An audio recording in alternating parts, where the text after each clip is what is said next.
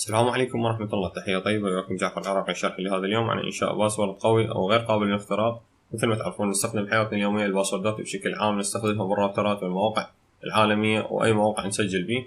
هذا الموقع مقدم من شركة كاسبرسكاي، راح يقوم باختبار الباسوردات ومدة اختراق الباسورد.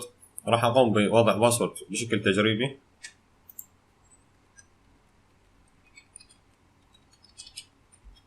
مثل ما تشوفون إن هذا الباسورد يتطلب 4 ساعات على الحاسوبات الاعتيادية حتى يخترق، على غير حاسوبات يحتاج إلى 6 دقائق حتى يخترق، والحاسوبات الماك برو يحتاج 4 ساعات، والحاسوبات العالمية الجبارة مثل ما نقول تحتاج إلى 1 ثانية حتى يخترق. راح أقوم بوضع باسورد ثاني.